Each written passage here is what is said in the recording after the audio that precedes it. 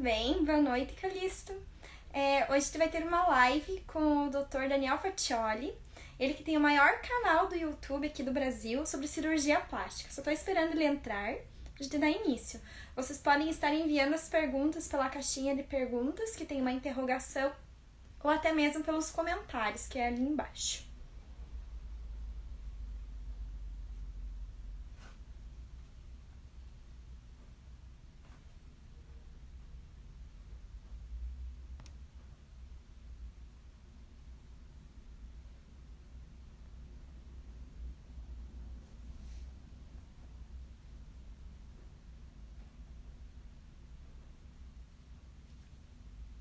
Só um minutinho, gente. Tô esperando o Dr. Daniel entrar.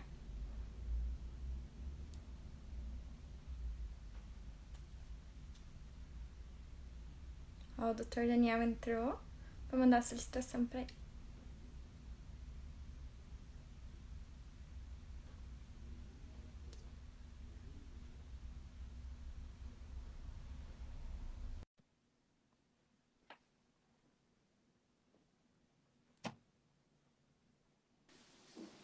Oi, tudo bem? Olá, tudo bem?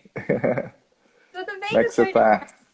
Tô bem, graças a Deus. A minha cidade aqui tá em lockdown, então tô quietinha em casa. Ah, é? Tá em lockdown aí? Não tava sabendo. Vai até semana que vem, eu acho. Nossa, aqui no Rio não, aqui no Rio tá tudo aberto por enquanto. Tá bem tranquilo, né? Acho que a gente já passou por essa fase que vocês estão passando agora. Sim, que bom, né? Mas então, queria agradecer ao doutor Daniel, né, por ter aceito o convite para participar da live aqui na página, né? Doutor que tem o maior canal de plástico aqui do Brasil, lá no YouTube. É, com certeza. Mas o prazer é meu de estar aqui na tua página, no Instagram. Eu já sigo você há algum tempinho, já vi algumas participações de alguns colegas meus, inclusive. E é um prazer estar aqui. Obrigado pelo convite aí. Vamos ver se a gente consegue solucionar algumas dúvidas, matar algumas curiosidades também sobre cirurgia plástica. E, e vamos lá, vamos dar sequência. Como é que você planejou fazer a live? A gente acabou não tendo muito tempo para conversar. Sim, então, as meninas enviaram algumas perguntas, eu vou fazer as perguntas que elas enviaram e também o que elas forem perguntando na live, né, que a gente pode interagir com elas também. Pode ser pelos comentários ou pela caixinha de perguntas. Legal, bacana. Eu faço assim também lá no Clube da Plástica, a gente faz uma livezinha de 15 em 15 dias, eu e a doutora Ali, que é minha sócia lá no Clube da Plástica. Então acho que vai ser bem tranquilo, vai ser bem fácil. Uhum. Então, eu queria que o doutor se apresentasse para as meninas que ainda não conhecem aqui da página, né? Sobre a sua formação, de onde o doutor é. Então, meu nome é Daniel Faccioli, eu sou cirurgião plástico desde 2005, né? Foi quando eu comecei diretamente com a cirurgia plástica. E eu sou do Rio de Janeiro, eu tenho uma clínica aqui em Ipanema. E tenho também um canal, né, no YouTube já há 5 anos, fez 5 anos agora, que chama Clube da Plástica. E esse canal começou meio que com uma necessidade que eu senti, porque eu comecei a cirurgia plástica e não tinha rede social ainda, né? Os pacientes tinham uma outra ideia, né, de como eles iam chegar na consulta. Depois eu percebi que eles já chegavam com muitas informações.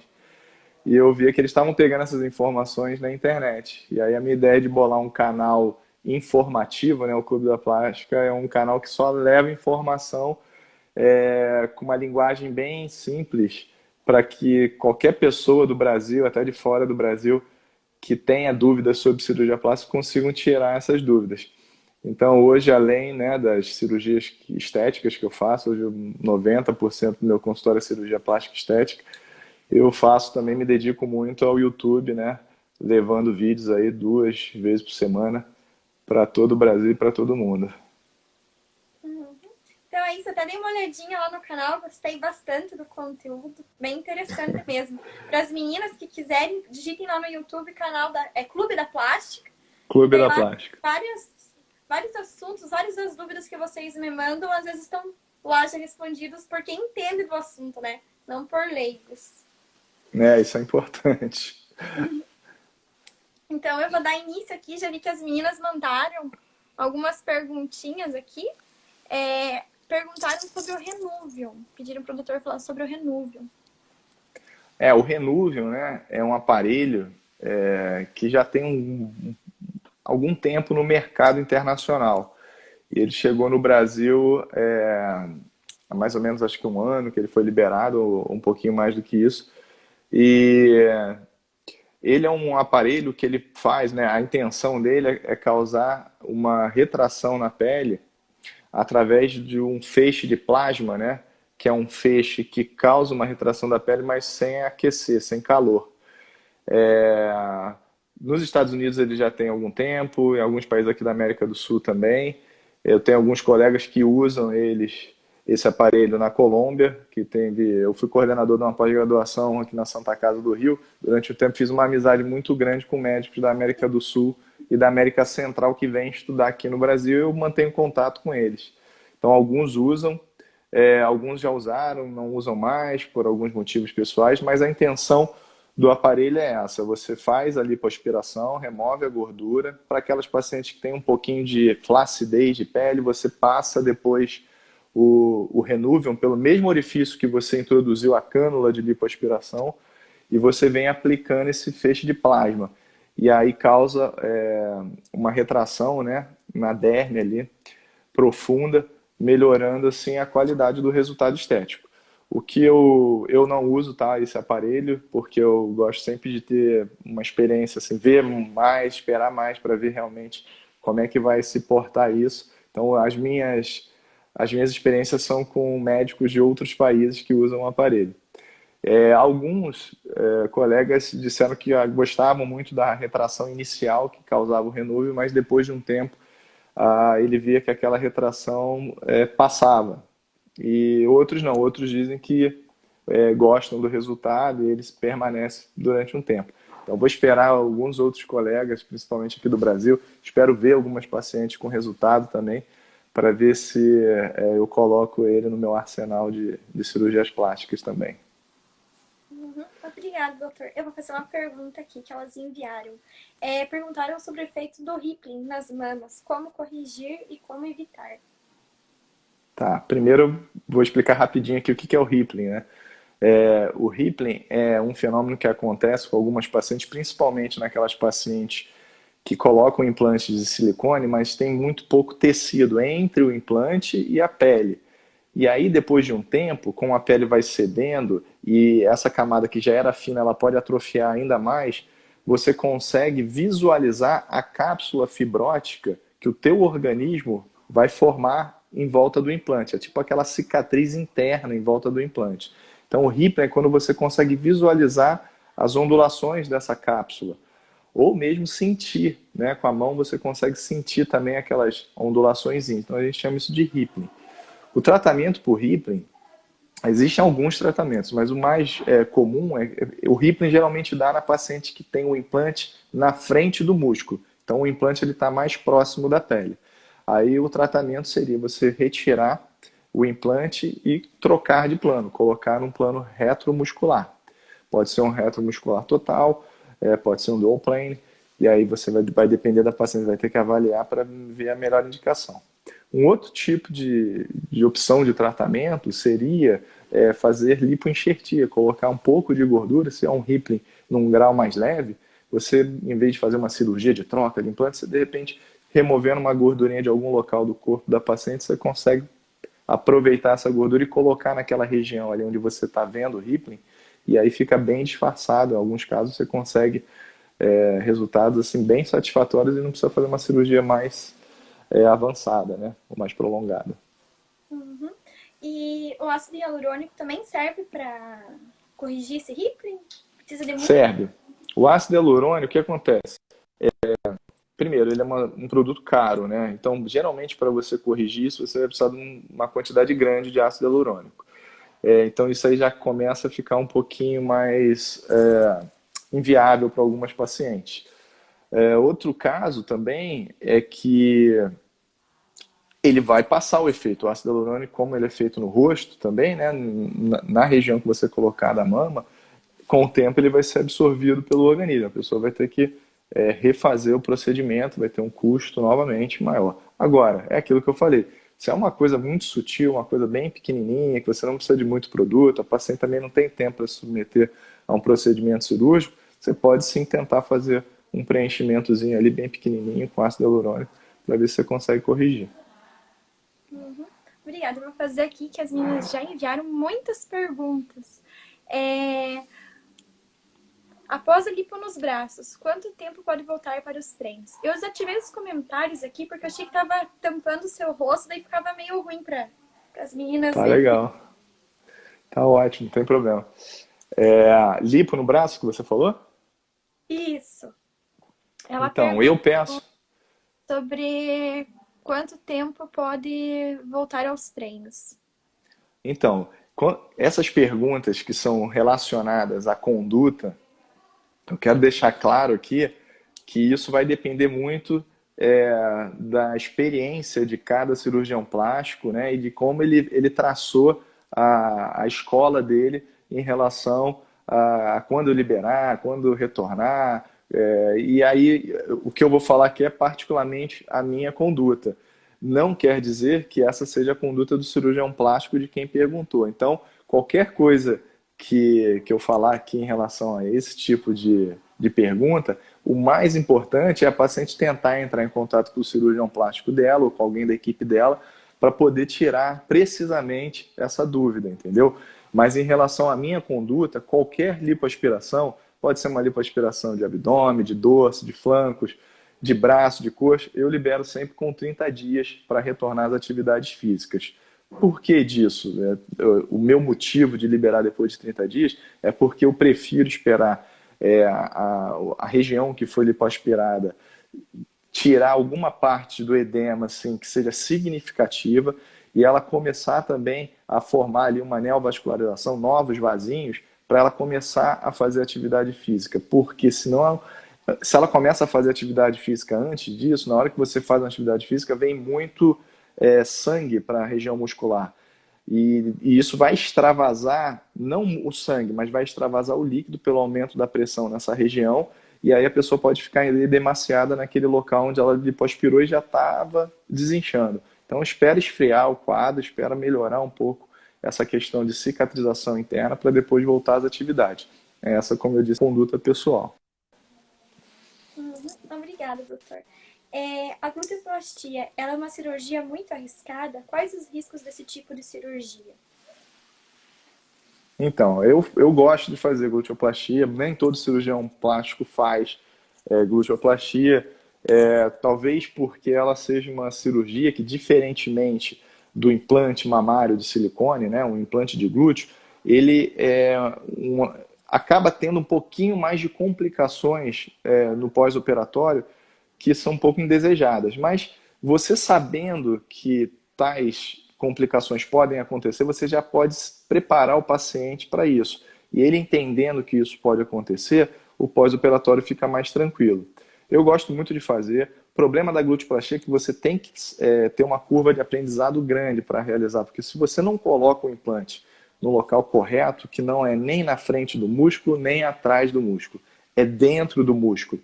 Se você não coloca nessa posição correta, você pode ter ou apagamento do implante, se ele fica muito profundo, você não visualiza, não tem resultado, ou se ele fica muito superficial, ele sai do músculo, ele vai ficar muito artificial, você vai visualizar aquele implante de uma forma assim, bem visível e vai ficar nítido que a pessoa tem um implante de glúteo, que esse é o resultado pior que pode ter para um implante de glúteo. Então, muitos cirurgiões fogem disso, não querem fazer.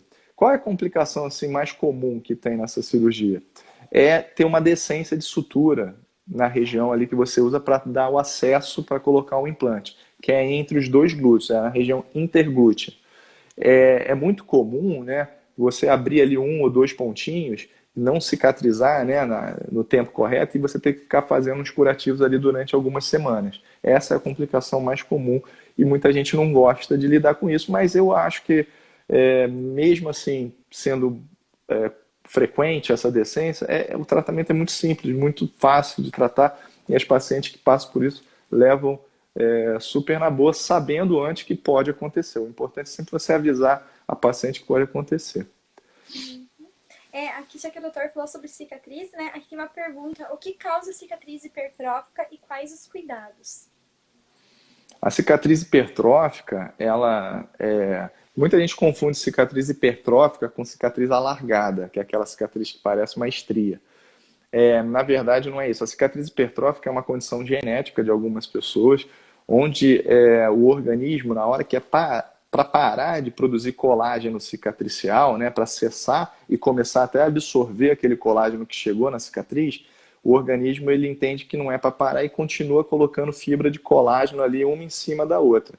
Essas fibras vão aumentando a espessura da cicatriz, vai deixando ela mais alta e um pouco mais espessa. Não é um queloide. O queloide também é isso. É uma produção exacerbada de colágeno, porém as fibras do queloide elas ficam todas desordenadas. A da cicatriz hipertrófica não, elas ficam certinhas uma em cima da outra. Por isso, depois de algum tempo, de alguns meses, 6 meses, 12 meses, às vezes até 2 anos depois, aquela cicatriz hipertrófica que estava alta, ela começa a ficar plana, a planar e começa a alargar. Ela era alta, ela vai abaixando e vai ficando larga. Aí ela fica parecendo uma estria, fica uma cicatriz alargada. Então, a causa da cicatriz hipertrófica é uma condição genética. E as cirurgias com tensão na ferida acabam fazendo com que o organismo mande mais colágeno para a região para poder segurar. E as cirurgias plásticas, a maioria das cirurgias plásticas, são cirurgias com tensão. Sempre quando você coloca um implante de silicone, por exemplo, você vai esticar a pele. Então, pode ser que no local da cicatriz tenha alguma tensão. A abdominoplastia, você remove uma grande quantidade de pele e estica o tecido para baixo. Então tem uma tensão ali puxando, querendo abrir a ferida. Então o teu organismo vai querer jogar mais colágeno ali para colar a ferida. Na mamoplastia é a mesma coisa. São feridas, são cirurgias com tensão na ferida. Por isso que na cirurgia plástica você tem uma propensão de ter cicatrizes hipertróficas em pacientes que já têm uma predisposição genética. Obrigada, doutor. Eu vou fazer aqui da live, né, que elas mandaram na caixinha de perguntas. Mastopexia com alça de sustentação, demora mais para o implante cair? Então, tem muita gente pedindo para eu falar sobre esse assunto. E eu não tenho uma experiência própria, é minha, né? Eu só tenho experiência de leitura e de alguns colegas que fazem esse tipo de tratamento. Então eu não tenho um follow-up grande para saber se demora mais ou não. E tem muito pouco trabalho científico assim de qualidade, né? Para comprovar isso de alguma forma. Eu acho assim, quem usa tela, quem usa algum tipo de alça de material sintético, né? É um material muito parecido com os materiais de fio de sutura que eles usam para fazer a alça. Acaba que, na minha opinião, eu acho, assim, hoje em dia, né, está se falando muito de doença do silicone, de síndrome Asia. Então, quanto menos a gente colocar de material artificial, de material que não seja do próprio organismo da paciente, dentro do corpo da paciente, eu acho que seria melhor. Porque a gente já tem um implante de silicone, né, que é uma coisa que pode vir a dar alguns problemas para a paciente. A gente colocar aí mais um produto aí para fazer uma outra reação, eu acho, no meu ver, na minha experiência, que não é válido no momento. Mas é lógico que tem muita gente bacana fazendo esse tipo de cirurgia, que está tendo resultados maravilhosos. Eu não vou responder a pergunta dela por não ter mesmo fundamento, né, clínico para poder falar para ela se demora mais para cair ou não. Essa pergunta eu vou ter que passar, infelizmente. Obrigada, doutor. Sobre a técnica, aqui perguntaram, o doutor falou que não tem experiência, né? Perguntaram sobre o dual plane e alça muscular de novo. Essa eu vou pular. É possível ter uma mama bonita só com a mastopexia sem prótese e fazer um enchimento com gordura? Uma mastopexia sem prótese e colocar gordura? Apenas gordura. Sim, é legal. Assim, eu faço muita mastopexia sem implante de silicone. Se a paciente tem algum volume mamário e ela não quer botar implante, eu gosto muito. Tem técnicas hoje em dia, aproveitando o próprio tecido da paciente, que você consegue simular muito assim, até um implante de silicone. Ficam resultados bem satisfatórios. E a lipoenxertia, ela veio para ajudar mais ainda nisso. O que acontece é que quando você faz uma mastopexia, você não pode colocar uma quantidade muito grande de gordura, principalmente no polo superior da mama, porque dali está vindo muita vascularização para nutrir a areola. Então, se você coloca muita gordura, você aumenta muito a pressão nessa região e acaba diminuindo o aporte sanguíneo para levar o oxigênio ali para os tecidos, principalmente para a areola e para o mamilo. Então, você consegue sim usar a gordura associada a essas técnicas que eu te falei, consegue resultados bem satisfatórios ao meu ver, deixa a mama com uma longevidade também, aquela história de se não usar silicone a mama cai. Não é bem assim. Hoje em dia tem técnicas muito boas que você consegue prolongar, tanto quanto com o silicone ou não, as mastopexias. Então é uma ferramenta a mais. E quem quiser também, fez a mastopexia ainda, poderia ficar com mais colo, você pode fazer depois uma lipoenxertia só na região do colo ali, aumentando um pouco mais só aquela região, sem problema nenhum também no segundo tempo. Obrigada. Perguntaram sobre a contratura capsular. O que fazer para evitar? A contratura capsular, na verdade, a gente não tem muito o que fazer para evitar, porque a causa dela é meio que idiopática. A gente não sabe por que algumas pessoas evoluem com contratura. A gente sabe que algumas condições de pós-operatório podem ajudar a evoluir. Tipo, se a paciente tem um hematoma no pós-operatório, né, ela colocou um implante de silicone e foi levantar no mesmo dia e fez um esforço, então se desequilibrou e sangrou. Aí deu um hematoma ali na loja, acumulou sangue dentro da loja do implante. Isso aí aumenta um processo irritativo ali na pele, ali pela própria presença do sangue na parte interna, né, na cápsula, e aí o processo cicatricial dela vai ser mais intenso. Então isso propicia uma contratura capsular. Mas a gente sabe que a maioria das contraturas capsulares, elas não têm essa história de trauma, ou de hematoma, ou de seroma. Ela começa de forma, como eu disse, idiopática, sem uma causa definida. Então não tem muito o que fazer para evitar. Existem algumas medicações, né, tem alguns estudos que são inibidores do leucotrieno, que são remédios até usados para asma, que fazem com que, se a paciente está no grau muito inicial da contratura, algumas pacientes conseguem parar por ali. Ele não vai regredir, mas ele também não vai evoluir para um grau mais avançado. Então, o cirurgião ali ele tem que conversar com a paciente, ver como é que está indo o quadro clínico dela para ver se dá para passar a medicação ou não dá. Tem que pensar já direto numa cirurgia. E quais são os primeiros sintomas para já detectar no começo, né, no início da contratura? A contratura, inicialmente, a paciente ela começa a sentir uma mama um pouquinho mais enrijecida, um pouquinho mais durinha do que a outra. Isso ainda não é visível, mas ao toque, ela consegue sentir uma diferença quando ela pega no implante, um está mais macio, o outro está ficando um pouquinho mais duro. Então isso aí já é uma condição, né, que seria uma contratura grau 1. E a prótese de poliuretano, ela ajuda a evitar a contratura, a rejeição? Porque eu lembro que Então, antigamente se falava muito nisso, né? não, na verdade, o que acontece? A gente sabe, eu já vi contratura com todos os tipos de implante. O implante liso, aquele implante antigo, que era transparente, aquele dava muita contratura mesmo, era 20% de contratura ou mais. Então era muita coisa assim. Aí com os implantes texturizados melhorou bastante. Com os implantes de poliuretano também teve uma melhora, mas eu já vi bastante paciente com contratura com poliuretano e com texturizado também. O que a gente sabe, o que é recomendado, que quando a pessoa tem uma contratura capsular, você tente mudar o tipo de revestimento do implante. Então, se ela tinha um poliuretano, você tenta colocar um texturizado, ou vice-versa. Se ela tinha um texturizado, você coloca um poliuretano, ou você tenta mudar o plano. Estava na frente do músculo, você coloca atrás do músculo. Eu gosto muito de fazer isso, quando a pessoa tem Rippling ou contratura, trocar o plano, já coloca atrás do músculo, que eu acho que é mais garantido. Atrás do músculo, mesmo que a pessoa tenha uma contratura, grau 1, por exemplo, ou grau 2, não fica tão visível, não fica tão aparente, entendeu? Então é mais difícil até a pessoa notar que está com a contratura. Uhum. Obrigada. Quem tem pioderma pode operar? Pioderma gangrenoso?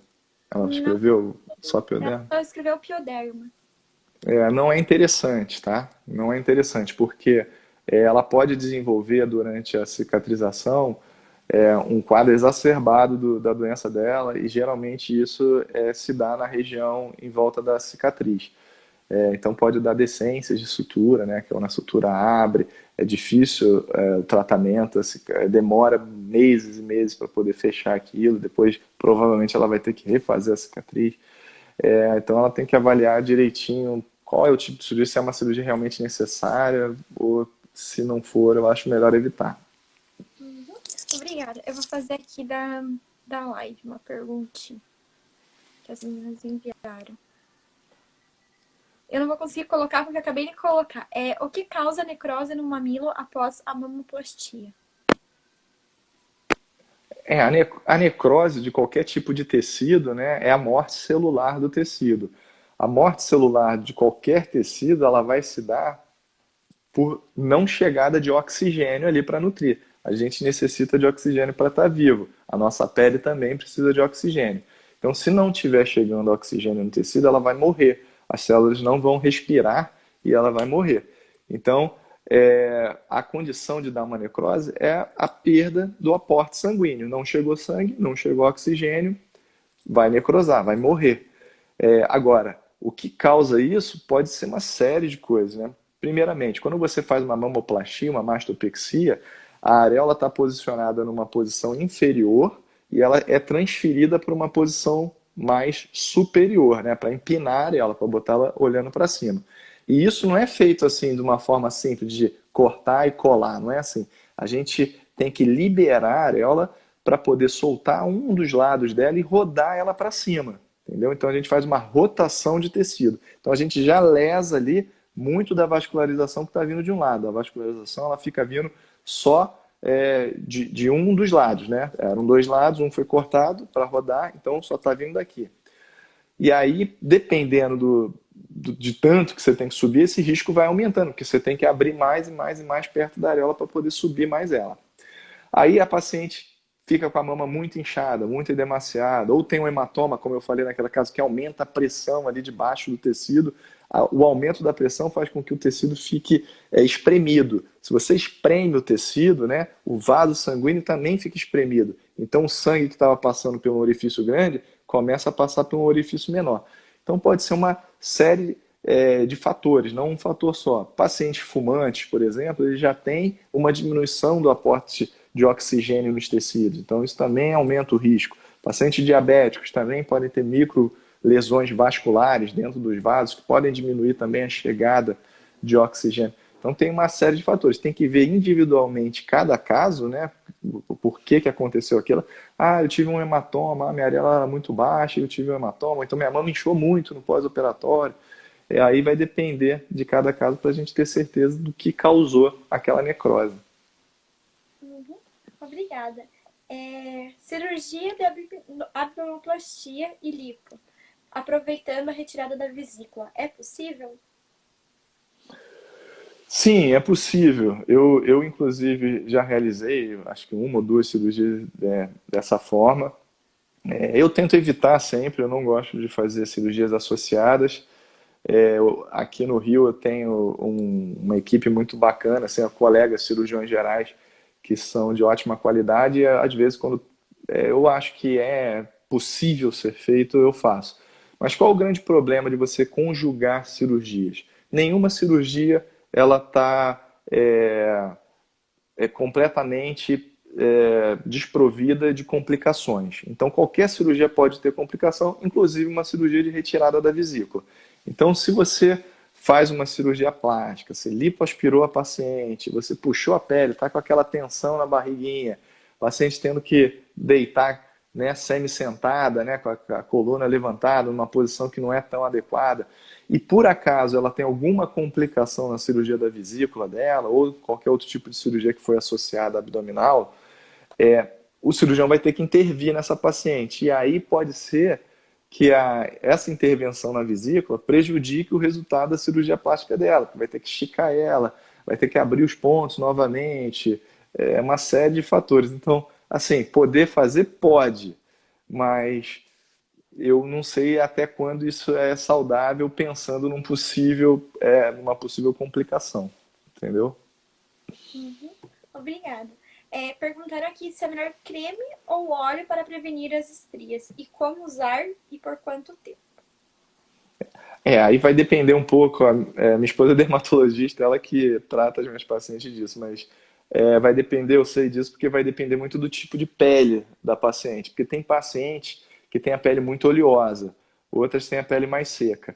Então, a paciente que tem a pele mais seca, de repente, ela vai se adaptar melhor ao óleo. Porque o óleo ou o creme, na verdade, ele é só um veículo para a substância. Tem as mesmas substâncias tanto em pomada, né, que é uma solução à base de óleo, e no creme, que é uma solução à base de água. Então, vai depender o dermatologista, no caso, tem cirurgião plástico que gosta também muito dessa área, mas ele vai avaliar o tipo de pele para poder indicar qual é o melhor para cada um. Por isso que é importante sempre procurar um dermatologista ou um profissional especializado nessa área para fazer esse tipo de tratamento bem específico.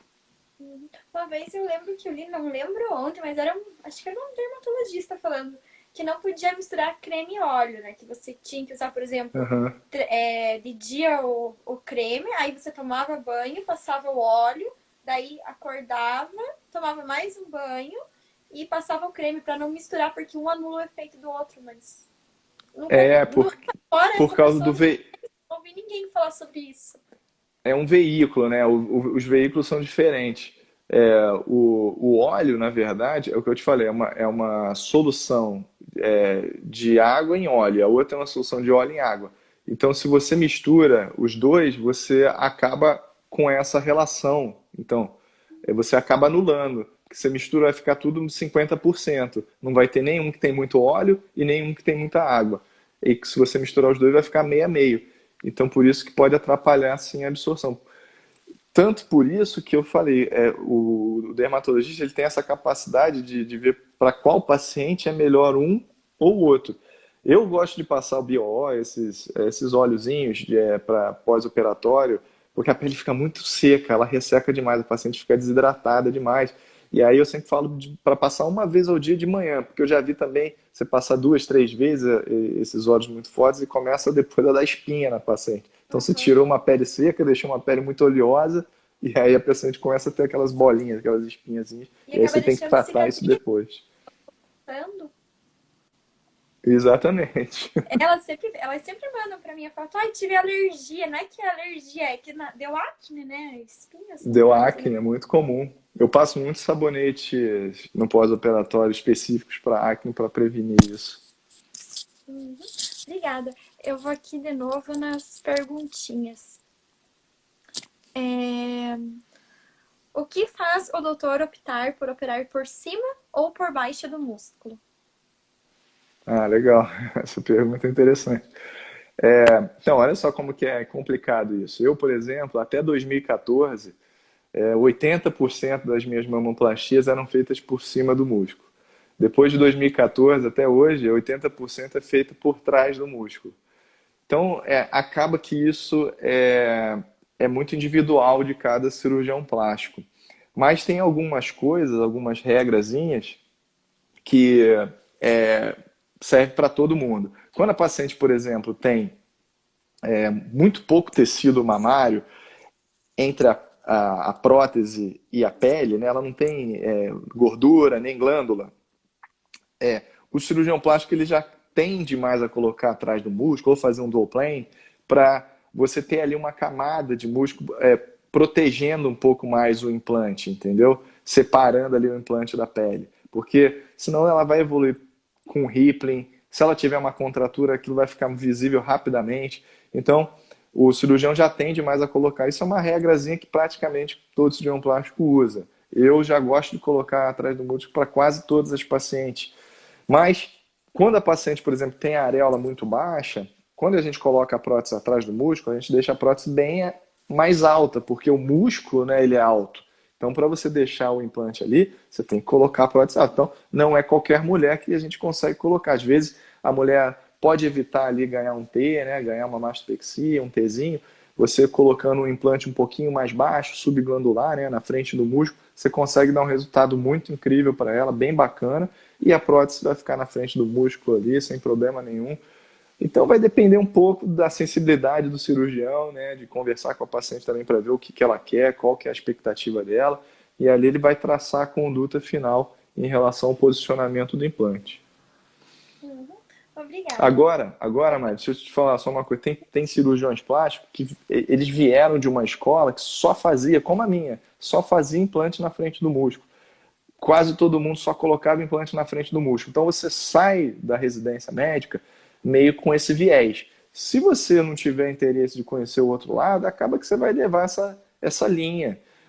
Para você não é que está errado, isso aí não tem certo ou errado, é aquela linha que você escolheu. Eu, particularmente, quis ver atrás do músculo, achei interessante, achei uma proposta bacana, e aí comecei a mudar a minha. Hoje em dia eu boto mais atrás do músculo. Não é que esteja certo ou errado, é mais a conduta de cada um. Uhum. Obrigada.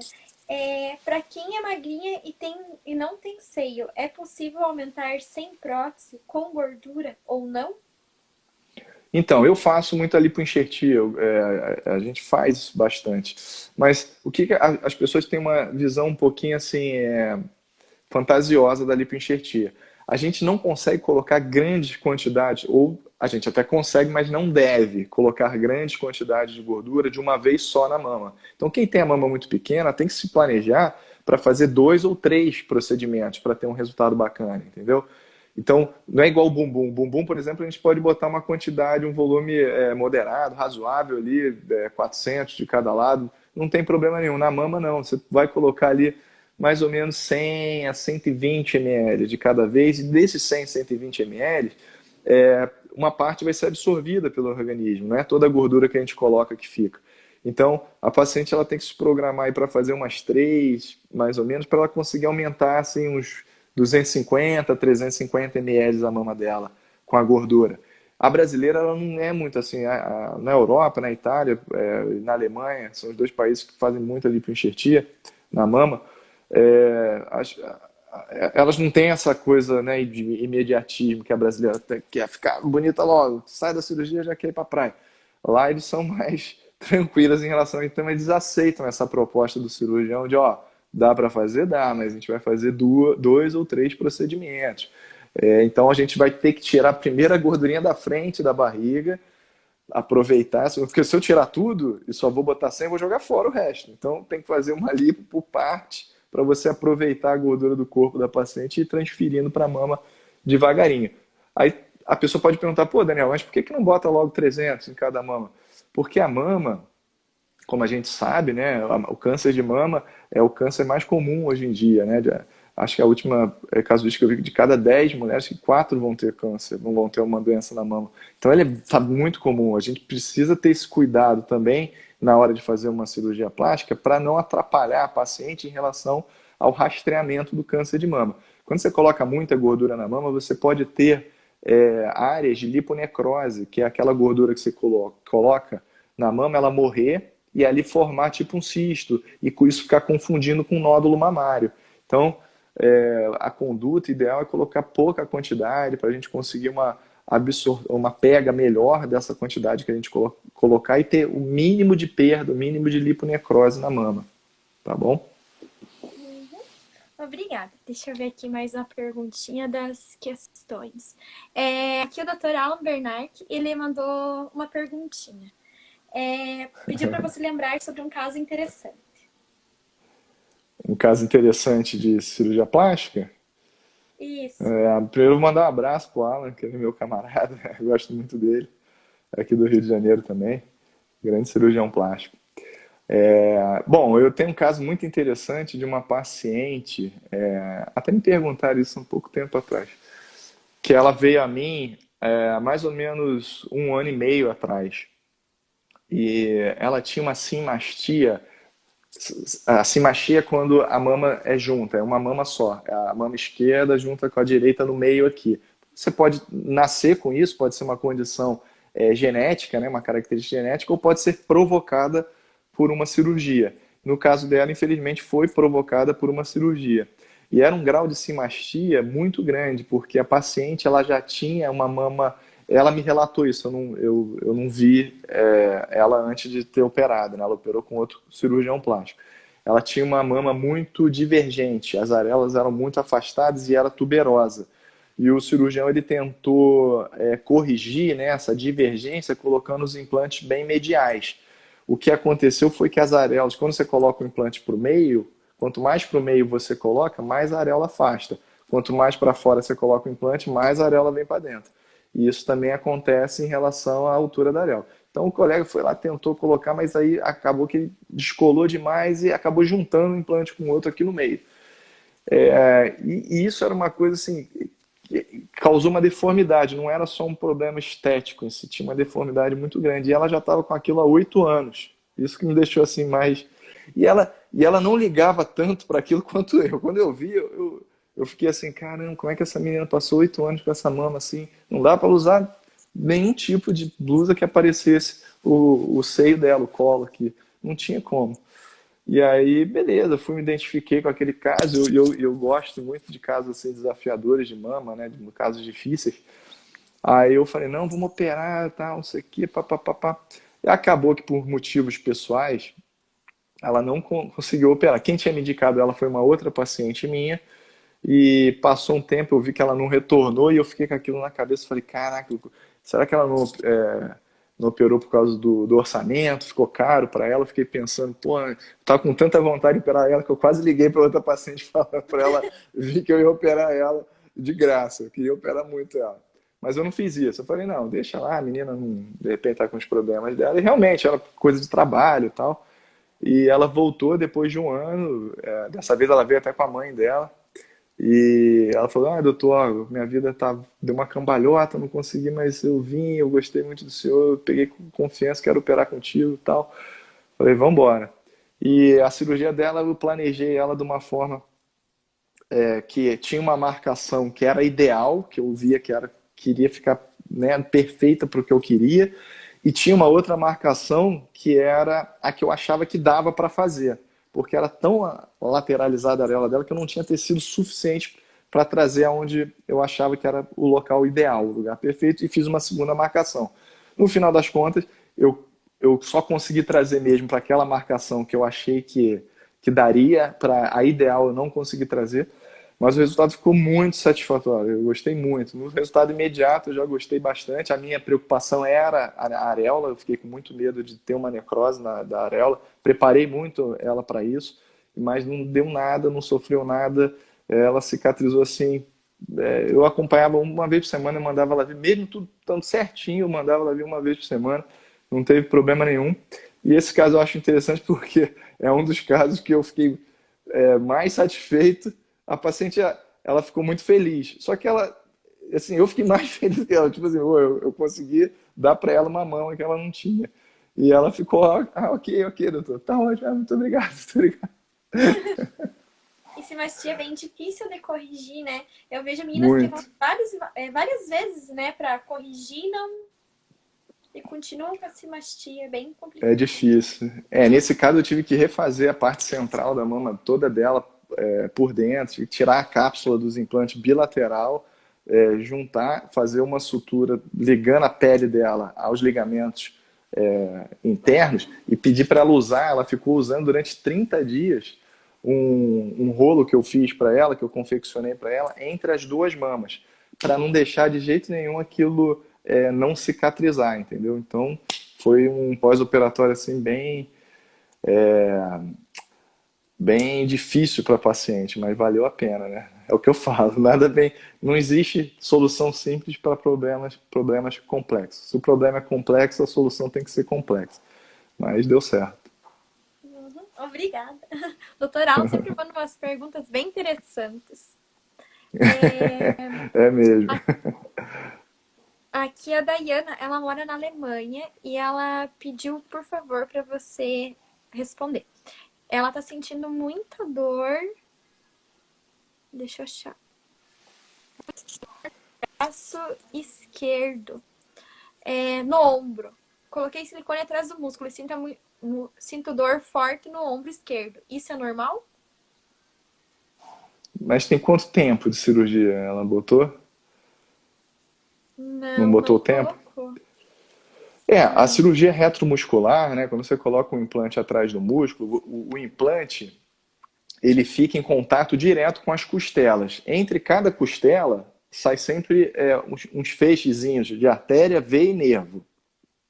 O músculo ele faz uma pressão sobre o implante e o implante faz uma pressão sobre essas costelas. Então é muito comum a paciente ter um pós-operatório um pouco mais doloroso. Alguns nervinhos eles podem irradiar a dor. A dor, às vezes, a compressão é no peito, mas a irradiação é lá nas costas. Pode irradiar para o ombro também. Então tem que ver quanto tempo de cirurgia ela tem para ver se ela botou há pouco tempo, tem 15, 20 dias, está muito dentro do esperado. Pode ser que a paciente tenha assim, algum tipo de dor. Lá na Alemanha, por exemplo, eles não passam analgésicos não tem esse costume de passar analgésicos muito fortes, analgésicos controlados para os pacientes. Talvez possa ser isso, ela não está tomando uma medicação muito forte e ela está tendo essa compressão nervosa em algum raminho nervoso intercostal.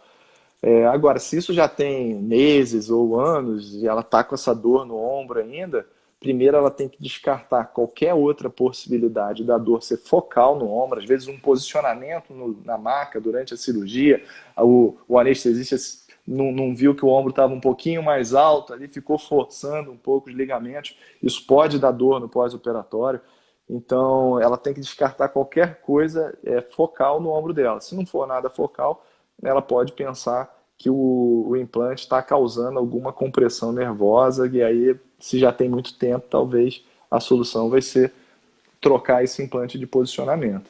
Mas é difícil a gente falar sem examinar, entendeu? Só com uma informaçãozinha dessa, tem uma gama de coisas que podem ser.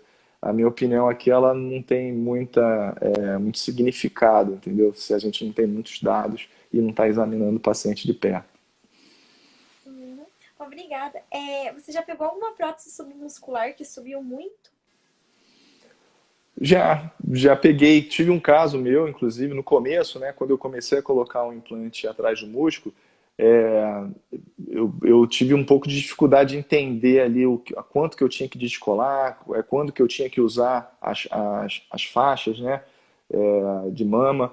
E aí eu tive um caso meu e já peguei casos de outros cirurgiões também que acabaram porque quando você identifica que um implante subiu, você consegue abaixar ele rapidamente, entendeu? É só você já entrar com a faixa na primeira semana de pós-operatório, explica para a paciente que ela só pode tirar a faixa para tomar banho, tem que ficar direto com a faixa, o implante vai descer. Se você fez o descolamento correto na parte inferior e medial, o implante ele vai para aquele local onde você fez o descolamento. Se a paciente fez uma mastopexia, ela retirou pele também, e o cirurgião acertou na marcação também, pode usar a faixa sem problema nenhum, que não abre ponto, não tenha medo, pode usar a faixa, tem que usar a faixa corretamente, né? A gente fez até, acho que foi eu que fiz ou ali, que não lembro, um vídeo sobre isso, posicionamento da faixa, como você deve usar a faixa de mama em implantes retromusculares.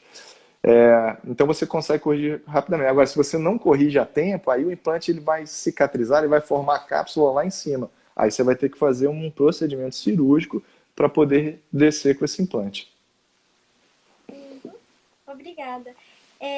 Perguntaram se a lipo com anestesia local é segura. Então, na verdade, assim, a lipoaspiração ela tem que ser feita, ela é uma cirurgia, ela tem que ser feita num hospital, num ambiente hospitalar, com o paciente sendo assistido o tempo todo por um anestesista. Tem alguns cirurgiões que eles gostam de fazer a cirurgia de lipoaspiração com anestesia local, mas eles fazem no centro cirúrgico, a paciente monitorizada, o anestesista seda a paciente, né, ele dá aquele soninho na paciente, e o cirurgião ele vai e faz a solução para infiltrar com anestésico. Então, o que vai tirar a dor da paciente mesmo é o anestésico local, mas a paciente está monitorizada. Então, se ela está monitorizada, se ela está sendo assistida pelo anestesista, está sendo acompanhada durante todo o procedimento, ela é uma cirurgia segura, sim. O que eu não acho seguro, né, e o que a Sociedade Brasileira mesmo de Cirurgia Plástica recrimina, é realizar cirurgias fora desse ambiente hospitalar, né? Então, sem o anestesista, sem monitorização, e aí os riscos vão aumentando. Outra coisa, quando você usa o anestésico local e o paciente está acordado, totalmente acordado, se você não fizer uma infiltração muito bem feita, vai ter locais onde o paciente vai sentir mais dor do que outros. E aí, de repente, você acaba ou passando a cânula mais naquele local onde ele não está sentindo dor, na hora que você vai naquele local que o paciente está sentindo a dor, você volta com a cânula porque ele vai ficar reclamando, porque ele está totalmente acordado, ou você vai usar muito anestésico local. E o anestésico local, ele é cardiotóxico e ele é neurotóxico. Então, se você passa da dose limite que você pode fazer do anestésico local, ele vira tóxico para o organismo. E aí você pode ter uma parada cardíaca, uma arritmia cardíaca, uma convulsão. Então, eu não vejo, dessa forma não é seguro. Então, se você quer fazer com local, vai para o centro cirúrgico, o anestesista, faz direitinho, com tudo que é necessário para fazer uma cirurgia.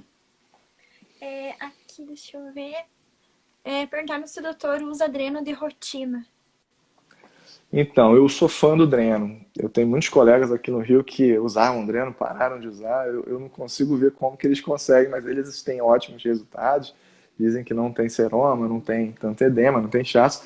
Mas eu não, eu gosto muito de dreno. Às vezes, quando eu faço uma cirurgia conjugada, né, uma mastopexia com lipo nas costas, abdominoplastia, eu deixo o dreno na mama, na mastopexia, deixo o dreno na lipo atrás e deixo o dreno na barriga na frente. O paciente vai com 3 drenos para casa. Eu fiz cirurgias sem dreno, eu lipoaspiro bastante, sabe? Quando eu faço mastopexia, se a paciente tem um pouquinho de gordura na lateral da mama, eu já lipoaspiro. Se ela tem aquela gordurinha na axila, eu lipoaspiro. Quando eu faço lipoabdominoplastia, eu lipoaspiro o retalho, eu lipoaspiro a lateral, eu lipoaspiro as costas. Então, acaba que isso causa, no pós-operatório, um acúmulo muito grande de líquido. O paciente, ela vai para casa com o dreno, fica 5 a 7 dias e a gente, né, anota tudo ali. Eu vejo que drena bastante. Então, eu não tenho muita coragem de não deixar a paciente com dreno, porque eu sei que ela vai produzir muito líquido no pós-operatório, mas talvez seja por causa do tipo de cirurgia que eu faço. E o dreno, ele vai em mais de um lugar? Por exemplo, axila, ou só vai ali atrás no bumbum, na barriga, não sei? Não, quando eu faço na mama, eu coloco um saindo de cada ladinho da parte lateral da mama e se junta num dreno só na frente, num reservatório só. Se fizer abdômen, é um só na frente. Se fizer abdômen com lipo nas costas, é um na frente e um nas costas. Uhum. Obrigada. O que o doutor acha dessa moda de explante? Então,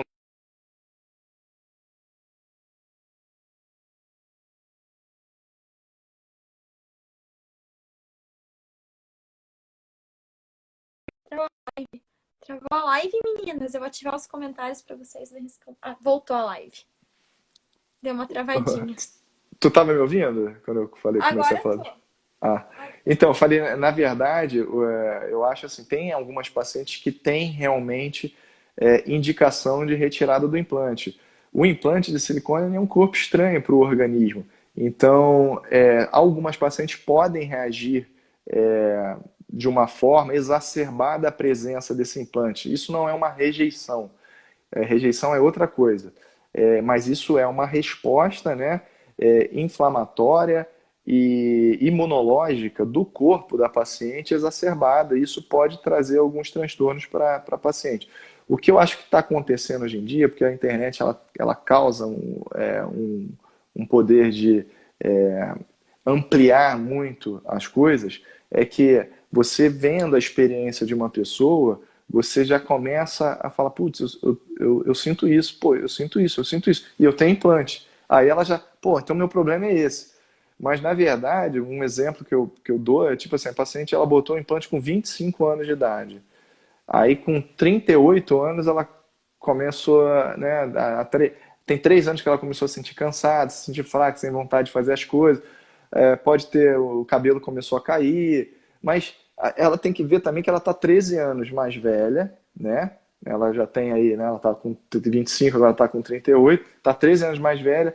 a questão hormonal dela está mudando, ela já teve filho, ela já teve problemas pessoais, problemas no trabalho, ela tem um estresse que ela não tinha nos 25 anos. Isso tudo são causas muito mais comuns de sintomas parecidos com os sintomas que relatam pessoas que têm síndrome ASIA, né? Ou a doença do silicone, que estão falando hoje em dia. Então é muito comum esse sintoma. Então ela, em vez de pensar em coisas mais simples, ela já relaciona logo ao silicone. E aí tem muita. Eu já, infelizmente, já peguei algumas pacientes aqui que tiraram o implante e não melhorou nada os sintomas. Teve umas até que pioraram porque elas entraram em estado depressivo depois, no pós-operatório, porque se viram sem a mama e não se aceitaram. E tem outras pacientes que eu já vi que realmente tiveram melhora significativa daqueles sintomas após a retirada. Então, o meu conselho que eu dou para quem está pensando nisso é antes de, vou me submeter a uma cirurgia. Você está submetendo a um risco cirúrgico. Toda cirurgia tem um risco. O risco ele não é de 0 a 4, o risco vai de 1 a 4. Então, não existe risco zero. Então, você já vai estar submetendo a um risco. Antes de você ir para a cirurgia para tirar o implante, descarte qualquer outra possibilidade, que às vezes o teu problema é um problema muito mais simples, tá? Ou se não é simples de tratar, não vai ser o implante que vai resolver ele. Então, você vai ter um problema da retirada do implante, agora você vai ter, de repente, cicatriz na mama que você não tinha, ou você vai se ver de uma forma que você não vai gostar, e ainda o teu problema ainda vai estar lá. Então, procura um reumatologista, de qualquer outro tipo de doença autoimune ou doença do colágeno, e aí você, vendo que realmente, meu diagnóstico está relacionado realmente ao implante, aí você começa a pensar na cirurgia. Obrigada. Saiu? E não chega a ser comum isso no seu dia a dia, né? Das virem pedir para retirar, né? É algo muito comum, né? Tá ouvindo? Cortou a sua pergunta. Não é algo tão comum, né? As pacientes chegarem para retirar a prótese, né? Não. No meu consultório não é tão comum, mas já é maior do que era 2 anos atrás. Hoje eu vejo mais pacientes querendo esse tipo de implante. Por causa do canal, eu atendo muita paciente por consulta online, pacientes que moram fora do país, né? E não a maioria, mas uma grande parte dessas pacientes que estão longe, que não têm acesso a um cirurgião plástico, né? Em outros países, ou porque elas não confiam, porque elas realmente não encontraram alguém lá que consiga, elas vêm para o Brasil para operar essas pacientes. E eu vejo que tem uma grande parte delas que está procurando isso. Só que eu acho que é muito por falta de orientação. Como ela não tem acesso a bater um papo com um cirurgião plástico, lá ela vê muita coisa na internet. E aí quando ela faz uma consulta online, ou quando ela chega no Brasil e bate um papo, ela vê, opa, calma, acho que não é bem assim. E aí a coisa vai esfriando. Mas aumentou sim a procura, mas não é uma grande maioria de pacientes ainda não. Nossa, acho que tá falhando a nossa live porque já tá acabando o tempo, que já tá contando o reloginho. Queria agradecer pelo doutor ter participado da live, né, por ter aceito o convite. Achei que foi bem produtiva a live, ainda ficaram algumas perguntas, quem sabe uma próxima vez marcamos uma outra live. Bacana. Muito obrigado, Mara, pelo convite. Eu acho que é bacana. Tudo quanto é tipo de informação, eu acho que é interessante, entendeu? A tua página tem uma função. É claro que a gente vê que tem muita gente contando a experiência, né? Eu vejo pessoas, pacientes, respondendo dúvidas de pacientes, muito disso. Mas é interessante, quanto mais informação a gente tem. Só para finalizar, uma dica que eu dou para todo mundo que te segue aí, esse pessoal aí que gosta do universo da cirurgia plástica, escute sempre a experiência de outros pacientes. Mas lembre-se que você é um indivíduo. E se você é um indivíduo, você tem que ser tratado individualmente. A experiência de um paciente pode ser que não seja a sua experiência. Então, veja, escute, aprenda, mas procure sempre um cirurgião plástico para realmente ver o que está acontecendo com você e também ver qual é a melhor conduta ou a melhor indicação para a sua cirurgia plástica, que isso vai ser bem benéfico para você. Então é isso, obrigada, boa noite, doutor, e boa noite,